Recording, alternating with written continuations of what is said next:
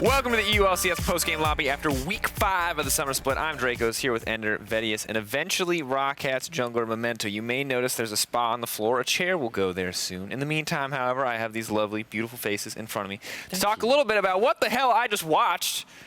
Roccat are awesome. Where did this come from? Man, yesterday you said if you were to take a player out of a team, who would be affected the most? And you wanted us to say Memento. None of us did, right? You wouldn't do it for me. We wouldn't do it. But today, we have to. Because that man is a machine. Like, he finds early game leads. And right now, when that team has an early game lead at 15 minutes, they're undefeated. It's actually unbelievable how amazing they look when they have gold to play with. And earlier today, Quickshot posed the question, will Roccat win Worlds? And I mean, if they win half of their games, then all they need to do is win that first one in the best of 5 and they get Just win the other half. Yeah. Just win all of them.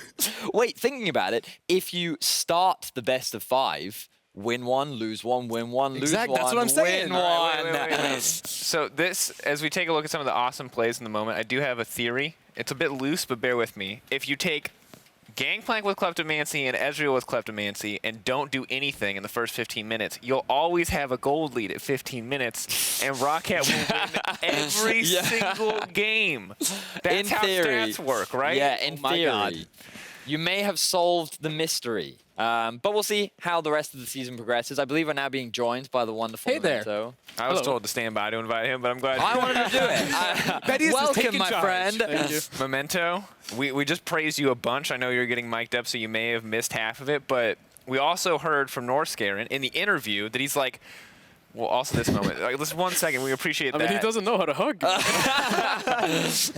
You earned a hug after that one, though. You both did. So the thing I want to ask is Norskaren kind of brought up this thing that this not a 50, it wasn't a 50-50 because you're winning more than you're losing, but your explosive play style is I think the words that he used, where you go off and you carry a game, in this case on the Kindred.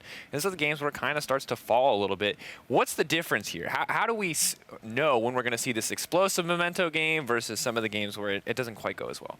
I mean, I think it just depends on what kind of jungle matchup I have. In this case, they just blind picked Trundle, and I know Kindred is really good into Trundle, but they ended up just disrespecting in the second ban phase by banning... They banned Camille, which is like a pretty good matchup as well, but then they decided to ban Gragas, which kind of made no sense to me. So I was just really happy, so I just locked in the Kindred. I mean, it was a good look, and it was a super dominant win, too. Normally, when we see teams that are below in the standings, it's always a little bit shakier, a little bit back and forth, but Roccat looked really clean when you guys start off really well. Yeah, so talk to me about why you play Sejuani. Because when we look at when Roccat win games, it's when you have early game focused winning jungle matchups, and when, I mean, sometimes you've lost games with the same jungle match, you just don't find the same early skirmishes that you typically want. But also, when you pick Sejuani, to me, you're not setting yourself up to play in a way in which you found the most success. I mean, I think it's kind of bad to just, as a team, to just have one play style. So I don't want to just play, like, just carry junglers and just go, because at one point in playoffs, they're just going to end up, like, banning us out. Yeah. So we're still, like, practicing other comps, and we've had some success in scrims, so we decided to, like, try it out. But it ends up that we always play against, like, when we play against Fnatic or the higher teams, they always end up banning out, like, the strong junglers. Right. And then we see these kind of games where we're, like, really confused. So I think that's our main focus right now, what we're trying to do. And of course, I love playing Sejuani. I believe in my team as well, you know. That's fair. Or else it'd be kind of douchey just to be like, no, pick the carry, I'm going to play. That's very, very Very much the case. Of course, this just in, player of the game, none other than Blanc. Yes. It's Memento. You got 50% of the votes. Nobody was even close, man. You absolutely crushed it this game. Not in the damage department, but every other way. Nah, I'm all about the pressure, man. I'm just being there, you know. Never auto-attacking. Showing up, looking good. Things across the board looking pretty solid for Roccat. You talk about kind of expanding your strategies. You guys made it through your Nightmare Week. We called this a really incredibly tough week for you. The 1-1 looking all right. How are you feeling about the second round robin now coming in? Do you think this is a solid run for top 4? Or are you just looking at playoffs right now? What's the next big step? I think for us, the most important thing is just making playoffs. Then top 4, top 3, I mean, okay, top 2, 1 obviously matters, but I mean, the rest doesn't really matter. We're just looking to make playoffs, and from there, we just want to move forward. Because the last year, or last split, I don't think we really deserved to make playoffs, considering how like demolished we got in. Yeah, so we're just looking to improve from here, and I think we have a solid chance to make playoffs.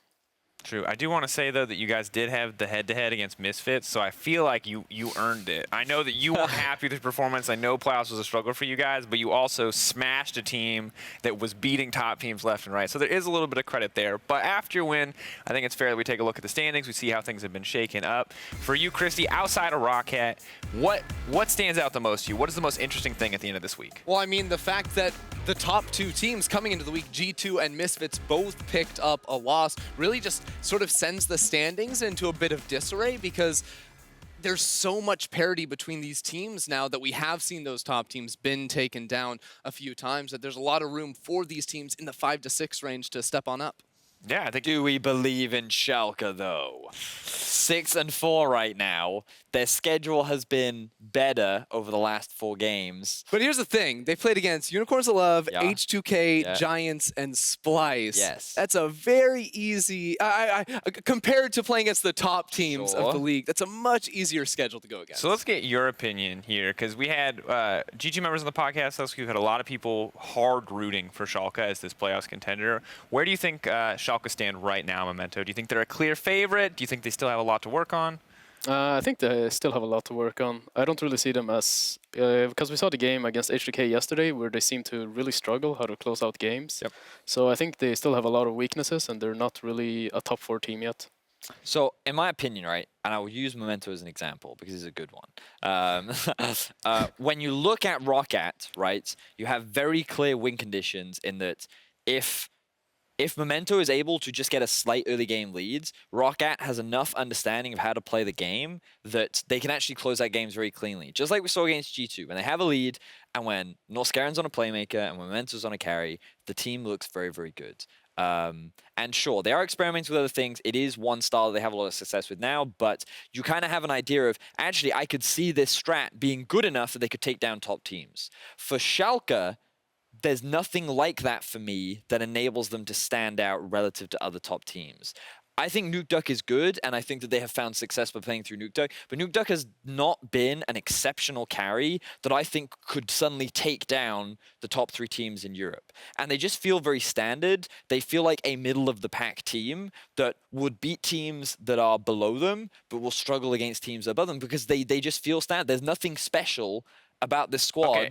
The issue with that statement, so assuming I agree with everything else, Sure. right? And I think there's a little bit of debate about Nuke Duck, but if we just assume that they beat everyone below them, Vedius there in 4th, dude. If they beat everyone in below them, they stay in 4th place. But this is the thing, when they play against Roccat, I don't think they will. I think Roccat or Splice will beat them. Yeah, Roccat for sure, man. Like, Okay, so my question is, where do you see, taking standings out of account, where would you rank Schalke right now then? Because you're talking about them beating. I would put them 5th, flat 5th. Flat 5th. So they beat everybody but Misfits, Fnatic, G2 Esports, and Roccat. So originally I would have said Vitality, but Vitality have been on a downward trend. And right now, if Splice can play like they did earlier in the day, I would argue that Splice is better than Roccat. Based on what I've seen. I'm sitting right here, man. Based on what I've seen. But yeah, I think Schalke would sit around the 5-6 mark for me. Ender, what's your take here? How do you think the top 6 looks, standings aside? How are you feeling about how these teams stack up? Are you a firm believer that Schalke might be in that 5th place slot? More importantly, do you believe that Roccat are 4th in the same way that Vedius does? Well, I didn't say that. You said they were above them. I said Schalke's above them, but I also said that Schalke could be in 6th, depending on how consistent Splice are. All right, so Vedi's saying literally nothing concrete. So do you want to give me something I'm here? going to take the firm stance here, and I think Splice is actually a better team than Schalke at the moment, and I would put Schalke down into 6th spot, which was one of the options you gave Vedius, yes. but that's the one that I would say firmly. Okay, fair. So if we ignore the bottom 3, I would say right now how it is, these 6 teams will make playoffs. That's my stand on it. You're kicking Vitality out. So that was the follow-up that I had. So Vitality does not make playoffs for you. No, I don't think so. What's the difference now between spring and summer that decides that? I think spring they had like the surprising factor, or what do you call it? Surprise factor, yeah. Yeah, I guess so. X factor. Yeah, where they would they played really confidently and they made like these kind of plays that no one else has ever made. Everyone else just follows Korea. They follow play normal League of Legends. These guys come out of nowhere, rookies, they're just making a shit ton of plays, and it works out for them really well. But right now, I feel like they don't really have any more cards. Yeah. Like I think that today's game was a perfect example. They like to dive top lane, right? Yes. But they don't really seem to care about any other factors that the jungler might be there or the mid lane might be following. And they're like, yeah, okay, let's just try dive this guy, and if it works out, I think we'll have a lead. And or if it doesn't, then we throw the game.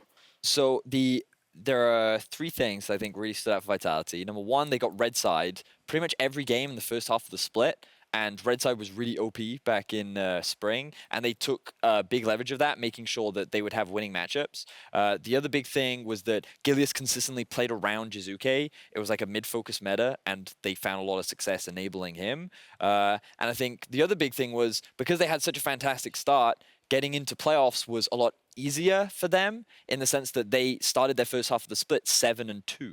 So I think many things went in the favor of Vitality. And coming into this bit, they no longer play around their mid laner. The creative picks worked initially, but teams have figured them out. And their playstyle is very linear. They will fight you a lot. And you know they will fight you a lot. And so if you just draft in a way to compensate and prepare for that, then teams, just as demonstrated today, can mitigate it. All right, Ender, do you agree? Are you just kicking them out of playoffs too? They're 5-5. They're in the three-way tie for 5th right now. Yeah, so I think I kick them out too. What I look at is last spring, you're talking about surprise factor. It was the fact that they were a team that was willing to play in the early game, make Gilius, making all these crazy plays, going for the 50-50s. And that was when all the other teams were trying to scale for late. So they would just surprise people, blast them early game, and be able to close out. But now that the meta has shifted and we have 30-minute games instead of 50-minute games, all the other teams are doing very similar things, and it's much easier to exploit them at their own game. I think today, during the game, one of the casters, who was casting that game? I was. That was you, right? Yeah. And you said, it was a really good point. You said, Vitality do not know how to stop. Like, they do not know how to just farm and take it easy. Like, these guys are, how far behind are they? 6K, right? Yeah. And they have like a pretty decent comp, you know? They could chill, they could take it easy. But they just group mid, engage, and then I guess we lost that fight too, huh? And then we're 5K behind even further. Yeah. The other thing is that I think is kind of not mentioned as much. Last split, we had so many new teams, right? Because this Roccat squad was brand new for you as well, right? Yeah. And G2 was new. Fnatic was Fnatic? Yeah, Fnatic. Yeah, Fnatic was new.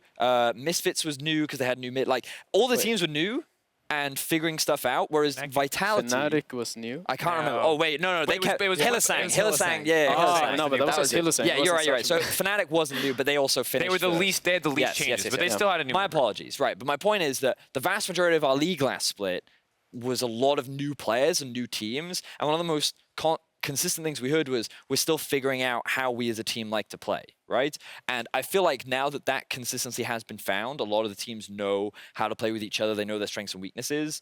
Whereas Vitality already had that coming into spring because they'd already been that challenger team for like an entire year, and that synergy was already inbuilt. So they already had a style that was not only unique, but was well practiced, and they all were comfortable in that environment. So I think that was also a big factor in their success, and right now a lot of teams have figured them out, and they haven't changed. So I think it is a compelling argument. If they make changes, I still think that they have good enough players that they can contest. But yeah, I think Memento makes a good point. Right now, they're the ones I would kind of kick out of playoffs. So the next thing I want to look at, we're talking a lot about teams looking to lock in playoffs. Schalke was a team we talked about and touched on. You talked about them not being able to beat teams above them. Well, they're going to be going toe-to-toe with Fnatic next week. Now, today, Fnatic ended Misfits' winning streak. Next Friday, they're going to look to do it again against Schalke. Now, you put this one in the favor of Fnatic. Just you haven't actually said that yet, but you've told me that they lose to the teams above them. So why don't we talk a little bit about that? I didn't want to put words in your mouth. That's fine. So, I mean, for a start, Fnatic, funnily enough, play in a similar style to Vitality in that they look for a lot of early fights and rely very heavily on individual skill. They have a lot of creativity in their picks, and they're extremely proactive. But the addition to that is they have the experience and understanding of knowing how to use their lead and where, not just through mid lane pushing, but also like using their side lanes and actually playing around the map. And when you look at like the star power on this roster, you can list off multiple names that can be big carries, and I just don't see that for the side of Schalke. And I just think they're going to play too standard and too safe to be able to deal with the chaotic and proactive style that Fnatic looks to bring. Because it's the creativity, really, from Fnatic that has impressed me, specifically in this week. We talked about the Gangplank Fiddlesticks bot lane, the Wukong mid lane today as well. It seems like they're always keeping their opponents off guard, and that allows them to have those really good lane matchups, build that into a strong team fighting and skirmishing mid game that really suits their style. What's your they're opinion? also 5 individually really good players as well, so that kind of helps. But I think it's they're just a really crazy team, honestly. Like it in a good way. Yeah. Because like today they just I feel like they've been practicing against Misfits, picking up this Yasuo because they've seen Senkok how much he prioritized it, and I don't think anyone in the whole world was ready for the Wukong in mid lane, I would say. So I think that's really cool about their team, that they're so flexible and that they're also really good. I've heard from so many people that Caps will just play anything, and like he can play anything at a high level. This guy is such a committed. If Nocturne wasn't permabanned, he would have played that mid. I guarantee it. Every time, huh? Every time.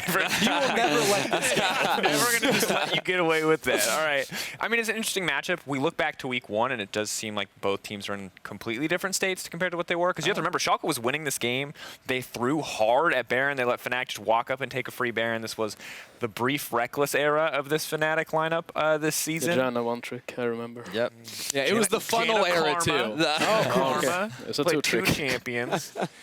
You know, gotta give him credit. Good support player. Second best support on Fnatic, some would argue. But I'm looking again kind of at the bottom side of the map without Reckless here.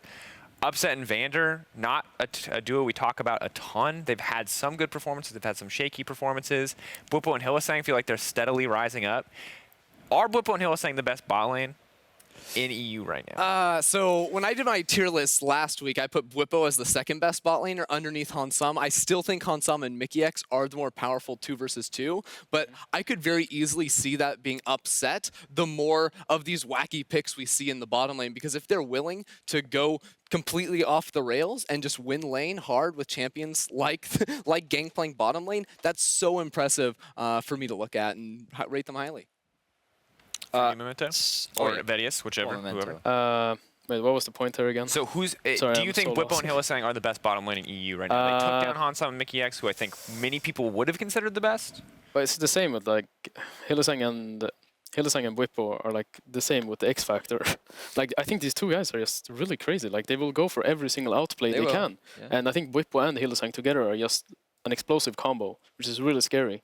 But I do think Mickey X and Hansama are a lot more consistent, and I think I would place them at first. I For sure. 100% agree. And tying up that into their matchup versus Schalke, the one thing I will say about Vander is he's now actually getting involved with the rest of the map more. It's less about the 2v2 with that duo, and it is more about how Vander works with Amazing. And I think a lot of how they've been able to get their wins recently is that Vander's actually roaming effectively, and he's utilizing the early pressure that they have in bot elsewhere on the map. And that's why we've seen things like Vladimir come out from Upset, where he just sits in the lane, survives 1v2s just fine. And what I found is that teams that like to do that tend to struggle against heavy kill bot lanes. So we'll see how well they survive against the Bwipo Hylissang bot lane, because it can definitely be a challenge. Yeah, I do like the fact that you brought up Vander and his roaming, because I remember pretty distinctly when these teams faced off against each other in week 1, it was such an early game focus from Schalke with Amazing and Vander actually getting a lot of those roams off, and that's where they found that big advantage before they threw at the 20-minute Baron. But it really was important to get all those members on the same page to have that early impact. Absolutely was. I do want to say, I really think Vander has stepped up this split. I don't know what happened in the off-season, but it looks like he's acquired a brain now. And he feels like he's really like, when I see this guy in solo as well, like this guy's following me. He knows where I want to go. He contests things with me. Like, and also like when I see him play in LCS, like the roams he does, he just seems that he's become like really smart about the game. And I think Upset as well, like their playstyle is just perfect together. Except I think Vander's just a little old on the mechanics, you know, when you become old, and that's the only criticism I can give. Vedius knows that. But he's Yeah, I know that. I'm so old. By pro player standards, man, you're ancient. It's true. I can literally only play point-and-click champions now. Nocturne keeps it And together. Wukong. Is that your new champion? One trick at a time, baby. All right, well, this week was packed with action, and you guys sent in your LCS big plays on Twitter. Here they are, brought to you by Acer Predator. All right, first up, it's no surprises. I'm going to run this one every time I get a chance. It's the greatest play of all time from Schalke's top laner, Vedius. He's the 2017 Spring MVP. It was the perfect ultimate, the perfect situation to stop H2K from winning a game on his signature Poppy. Could be the game-winning play for them if they secure this Elder. They don't know where Schalke are. Now they realize, amazing, shredded through that Black Cleaver doing work. Bam, and knock away! Amazing, get in there! Jaxi! That is what you need if you want to make a big play. They catch out Tarkech as well. H2K trying to find a fight out of the midst of this all. But Schalke, hello! Schalke, no fear! That is what you need if you're going to win games and if you're going to make it to playoff. I ulti David, 3 people. Look, We can fight this if they go. Yeah. Go time. Yeah, go time, first target, nice. Holy I got killed! Go! Lucian! I got Drakos as well. Woo! Holy kill this guy. We can end. Nice. Come here, end. I'd have to wave. Come here, end. Holy Chachi, you're That's why you play. genius. That's why you play fucking Guys, please, end this game, please. They're feeling it by the end there. The comms at first, I was like, wow, they're really chill. But then like 30 seconds later, after the play is finally over, they're like, oh my god. It's just like, yeah. Now, every time I show that play to a pro player on stage at all, they always have some feedback. How do you feel? A lot of people have been telling me that Kindred should have just pushed Smite, that never should have happened. I mean, I think there was like a surprise burst. It was 1.4, and then he just went down to 300 at the same time. And then Shook realized, he's like, well, I could probably smite this one. And then he just walks up, and the Vedius just gets the... I remember seeing that live. It was the most insane ult I've ever seen. So honestly. insane. It was insane. It was super dirty. And that feeling as you're the Kindred flying away slowly. Yeah, you know it's gone. You know? To watch in slow motion as you've just lost what could have been your first win. I'm sorry, Shook, dude. It's just brutal. Yeah. Well, later in the day, Fnatic's mid laner Caps completely took over the game against UOL. His Aurelia play left at Eden. Feet Billy completely speechless. Neon, meanwhile, getting chunked a little low. We check back in with mid because it looks like Caps wants to go all in onto Exile. Level 6 versus level 6, but Caps takes the kill. It does seem to be a strategy that works for Unicorns to send Cold into the mid, and Exile's going to need some more help because we've got another all in here. Gangplank getting a little bit of an assist, and Exile, we've seen this movie before. Exile again goes over the wall, and just when he thinks he's out of the woods, double time, and Caps picks up his third. Exile, it's one of those games. Yeah, it's tough to say. Wait a It's not second. just Exile. Caps is going even further. Force these fights as, oh, just stop. He's already dead. Here comes the Fiddlesticks. Hylissang going in. Caps right behind him. Blade surging for one. Looking for a second. And he's rooted up under tower, but he's staying alive. And the rest of the team is getting cleaned up. Broxa taking down Cold.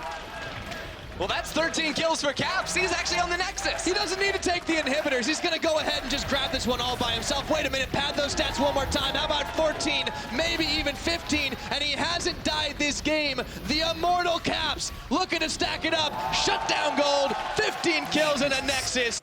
So as a former playtester, when you watch this happen, you sit there and go, we need to nerf that champion again, right? No, I'm over here like, we need to nerf Caps. That guy is actually hard smurfing at LCS. Give him 2 less fingers. It's not for everybody else. Just bind them together. Make them 15, 0, and 3. And this is the second time this split. The Caps has just ruined somebody's life. Do you remember the Sir Nuke-a-Lot Zyra game? Oh, yeah. He literally got one shot like 5 times consecutively. Yeah, I keep casting these games where Caps has over 10 kills. I'm just like, well, I guess I'm just going to start wildly screaming whenever he throws out a skill shot because it's going to be another kill. All right, yeah. So if you're a fan of Exile, you can flame Ender. It's Ender's fault. Every time he casts the game, it goes off. Well, Fnatic and Caps, they didn't stop there. Tonight, they ended Misfits' 9-game winning streak with a dominating win. Let's check out some of the highlights.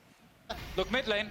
Comedy of errors. Hylissang's looking for the target. There goes the Cyclone into the dive. Senkax is ignited. Hilly's chasing him, using the dashes to go through, and Hylissang gets the kill. That's Fnatic evening it out. Hansama definitely does not want to find him. I think Senkus is in trouble. Well, that's a pretty Goomba stomp onto Senkax. They're playing versus this. Oh, look at that damage!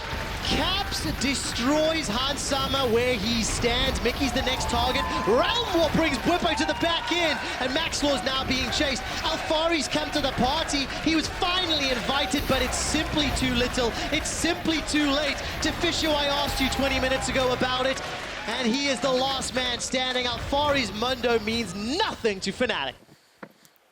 So, we saw Wukong mid today. Yeah. I'm rewatching that, and the saddest part to me is when Han Sama flashes backwards and he's still inside the Wukong cyclone. That was like the moment where I was like, oh, this game is super done. So, Memento, Wukong. We talked a little bit about Caps pulling out these crazy picks already. What did you think of it from the game? Are you at all nervous about this champion next time you face Fnatic? Didn't they nerf Wukong recently? Because it was so broken in low elo. I believe they did. They did, actually. for sure. Yeah. Nerfed it, so we won't be seeing it anymore, man. What do you mean low elo? Like, I'm like, in my elo. Challenge. I feel like Wukong's been a solo queue terror for a while. Is it not in Challenger? I'm not even challenged. I am now. But I thought like it was tormenting everyone in solo queue. That was my interpretation. I've seen two types of Wukong. The Wukong who goes 0-10. Yeah. And the Wukong who goes 10-0. Like Yes. there's no in between. 100%. And that's like the Caps, you go solo like game. 1-1-7. I feel for Caps though, because like you feel like that's the performance where he's gonna pop off, and then both the times there's a gank mid lane, he doesn't get the Yeah, kill. it's like Hillsang's playing Pike, coming by, stealing all the kills. Like, what's up with that, man? That is the best way to describe Pike. Oh, he's just. I guess Just doing his thing. Just doing his thing. Making really loud noises with the W in the eye. Yeah. All right, man. Well, we're gonna get more big plays next week. Starting with Unicorns of Love versus Misfits Gaming. Now, you might think this would be a one-sided matchup, and you might be right. I was like, where are you going with that? But maybe this is when Exile pops off. We've seen it happen. You might not have faith. If you don't want to hit on that point, tell me about a different matchup, friends. What are you guys excited about? H2K versus Roccat. I can't wait to see that Memento guy play more League of Legends. What an insane player. I absolutely love that guy. Hey, Memento. Whoa. Memento, you feeling good about your H2K matchup? Yeah, I do. But even though they're 0-10, I don't think they're worth like underestimating. Because I've always. Do you think they've been looking better this week? That's kind of been the debate on the broadcast team. I think they looked more like they do not care anymore. Okay. It felt like they're really playing with confidence now, you know? There's, I see. It's in that kind of way. So, in a sense, like I said it last split as well, when they were 0-6 or something, or 1-6, that a team that has nothing to lose is always the scariest, because they don't really care. They just go all in. And they are really confident in their plays. So, that's kind of why I think they looked a lot better this week. And I think they should have picked up at least 2 wins, honestly.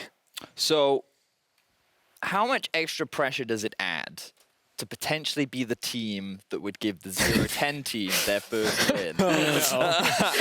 I mean, it doesn't really... Honestly, for me, it doesn't really matter. That's Every fine. team is the same, you know. You face a team and you focus on yourself. Like That's your a own good team. mentality to have. If I was against H2K, I'd be terrified because I do not want to be the only team that ended up losing to H2K. Well, that you're would be also me, like though. Diamond 5. Sorry. But if you have Memento on your team, I'd be fine. better. All right. He would camp my lane. The Memento power out. But I did actually... I did kind of like that Misfits had not been beaten yet. Yesterday I was really excited. I wanted to be the first team to beat them, but then we just ended up getting smashed. But you know, it was a nice Fnatic were play. excited too. They played Wukong, but you guys should have played Wukong. Maybe Yeah, I think that was the key. But then you would have lost the G2 today. You know, win some, lose I mean, some. we're just cursed. We have to go 1-1 every week, no matter what. It doesn't matter what All we right. do. Well, we're gonna hope. Actually, wait. Here's the question: would you rather lose the game to H2K or lose your day 2 game than if you have to go 1-1 every week? I don't know who we face day 2. Don't look at me. Yeah, Drakos. It would be great to know who they played. Someone will tell me very shortly in my ear, so I don't. What if they tell me? What are you going to do? Okay, they said, yeah, good luck in my ear. Ladies and gentlemen, is how and where we can call it a night. They play Vitality, thank you. So we'll find out. We've got some action coming up in the NA LCS. Echo Fox versus 100 Thieves is the first game there. We'll also have a broadcast or rebroadcast of the ULCS. So if you missed anything, be sure to tune in for that. It's a struggle, boys. We're getting through the words. All right, that was all from us there in Week 5. Thank you so much to everyone who watched. We'll be back next Friday for more action in the EU LCS. Have a wonderful night. Thank you, Memento, for joining us. Thank you for both having me. you for showing up. Good times all around. Good job on you guys We doing have your to dress up job. like Denmark. Oh God. Oh yeah. Wait, I have to postpone that. Yeah, but we have to do it next week then. That's on Friday. fine. We have to do it then.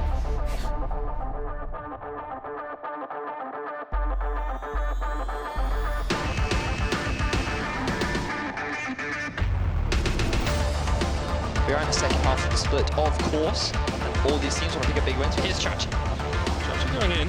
There's the Weaver's Wall from the side as well. Toshiro will jump himself away with the Phantom Undertow, but Neon is the first target. He's down. Schalke with the backdoor, and they will be able to take the win in the end here, you have to feel.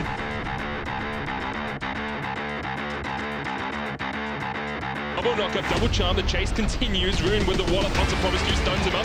Great double knockback, the TP comes in. Smitty J there as well. Betty jumps onto the backline, 1v1 versus Shook. Around the Baron will take the win on the back of Sir Nuke's the Locked Engage. This is exactly what you talked about, Vedius. The proactive play from Vitality. Gilius is a little bit drowsy and sleepy. He's getting shut down by shots 1 and 2. The third catches Jack Troll. The fourth tags him on the way out. And Maxlaw's now being chased. Alfari's come to the party. He was finally invited, but it's simply too little. It's simply too late. Tefisho, I asked you 20 minutes ago about it. Mickey and Hamsan are doing what little they can. The Nexus turret is being dropped down. Fnatic defeat the undefeatable Misfits. Protects the right. Oh! Snipes down Yankos and Blank. That was beautiful.